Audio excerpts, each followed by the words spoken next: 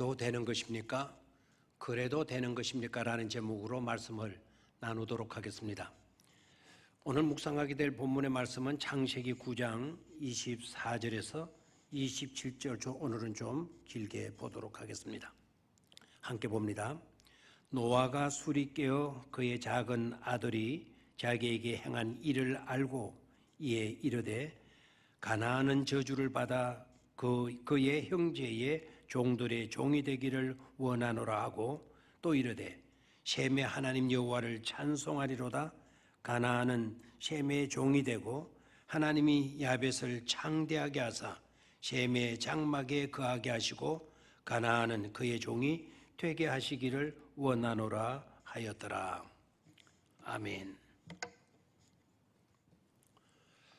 살기가 힘들고 세상이 험난해지고 여러 가지 어려운 문제들을 겪게 될 때 그럴수록 우리는 지혜를 잃지 말아야 합니다.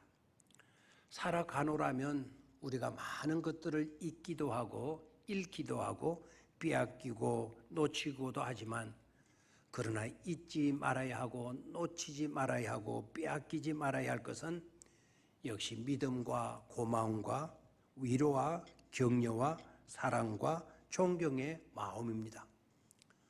아무리 힘들고 어려워도 이런 것들을 잃지 않으면 그 어떤 것도 우리를 견뎌낼 수 있기 때문입니다. 본문의 내용은 홍수 심판이 끝나고 다시 일상의 삶을 회복해 갈 때의 이야기입니다. 하나님의 은혜로 그 무서운 홍수 심판에서 생존하게 되었고 자손이 번성하기 시작했고 농사일을 다시 시작하게 되었습니다. 그런데 그때 노아는 수확한 포도주를 많이 마셔서 취한 나머지 노아답지 않은 모습을 드러내고 말았습니다. 때마침 아들 함이 제일 먼저 이 광경을 목격하고는 밖으로 나가서 다른 두 형제에게 알립니다. 우리 성경은 아주 부드럽게 그냥 알렸다라는 표현으로 설명을 하고 있으면 그러나 알림해라고 하는 이 단어, 고하메라고 하는 단어 똑같죠? 이 단어의 뜻은 아주 신바람나게 떠들어댄다라는 히브리의 의미를 갖고 있습니다. 그래 함이 나가서 신이 나서 신바람나게 떠들어대었다는 것입니다. 아버지의 흠이 뭐가 자식들에게 아니면 남들에게 그렇게 신바람나게 떠들어댈 일인지 말입니다. 다행히도 다른 두 아들 셈과 야벳은 겉옷을 취하여 뒷걸음질하여 들어가서는 아비의 허물을 덮어 주었다고 했습니다. 하고 보면 그때의 겉옷은 그냥의 겉옷이 아니라 사랑의 덮개였던 것이죠. 같은 아들이라도 삶의 방식과 의식은 이렇게 달랐습니다. 그것은 아마도 우리들의 실상을 대신하고 있는 것일 수도 있습니다. 떠벌리고 나팔을 불고 다니는 유형의 사람들이 있고 사랑의 덮개로 예수 그리스도의 보혈로 씻어주고 덮어주는 그런 유형의 사람으로 말입니다.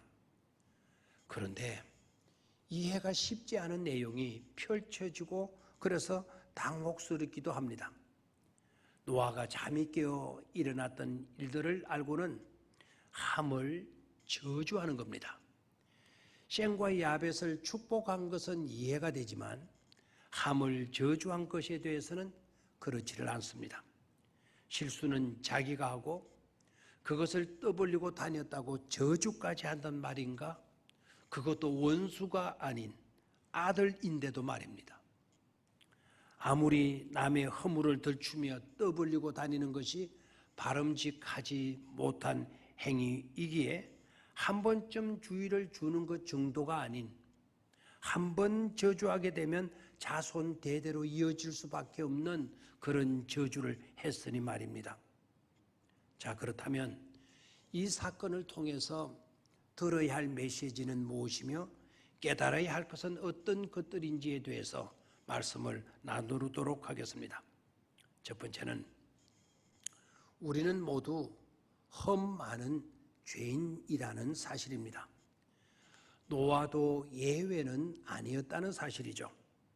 그는 의인이요 당대의 완전한 자요 하나님께 동행한 자로 소개되어진 자였지만 그에게도 실수와 흠이 있었습니다.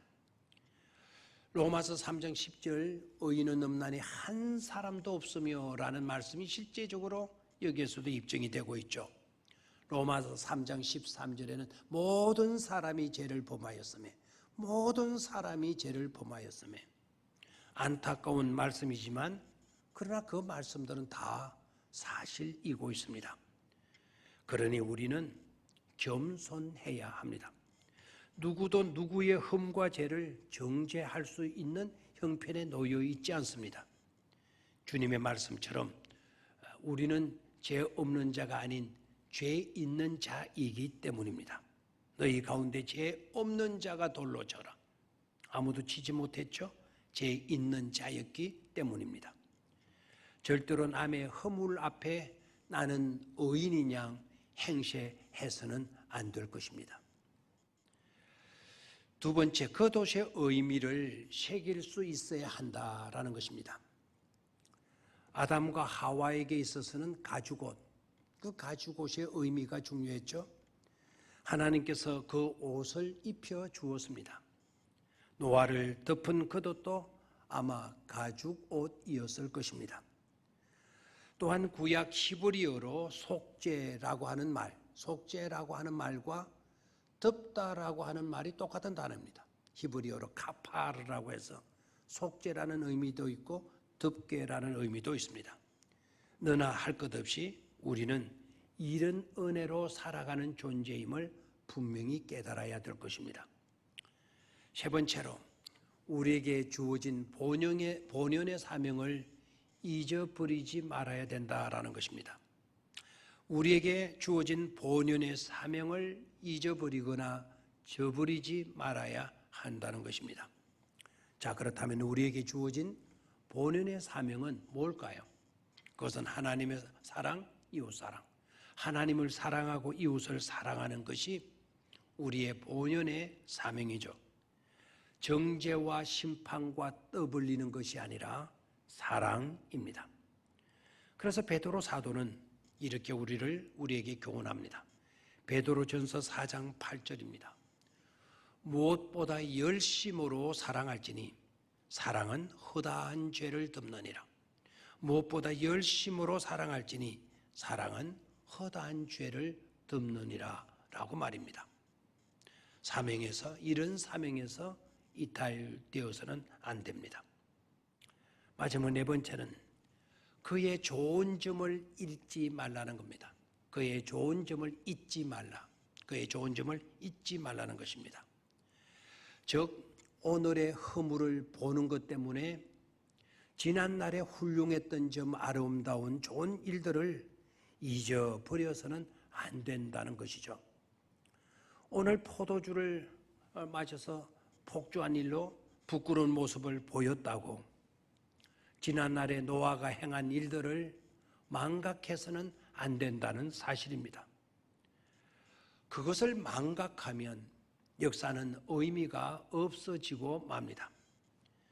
누가 아름다운 일을 하려고 하겠습니까? 그 사람의 흠이 있다고 해도 그가 행한 좋은 일들, 아름다운 일들을 지워버려서는 안 되는 것입니다. 노아가 문제입니까? 노아의 저주가 이해가 안 됩니까? 그렇다면 방주를 지어 가족을 생존케 한 것은 어떻게 하겠습니까? 당대에도 많은 사람이 살았습니다. 그러나 하나님은 당대에 살고 있는 그 어떤 사람들에게가 아니고 노아에게 방주를 짓도록 했습니다. 그게 예사로운 일입니까? 그리고 노아는 1년도 아니고 10년도 아니라 120년간을 방주를 지었습니다. 눈이 오나 비가 오나 오직 그 일에만 전념해 왔던 인물입니다. 그런 일들은 온데간데 없이 없어져도 되는 것입니까? 그런 것을 잊어버려도 되고 한 번의 실수는 그렇게 떠벌려야 되는 것입니까? 역사는 그렇게 흘러가서는 안 된다는 것을 따끔하게 교훈하고 있는 것입니다. 사랑하는 성도 여러분, 우리의 자리매김 잘 하실 수 있기를 바랍니다. 감사합니다.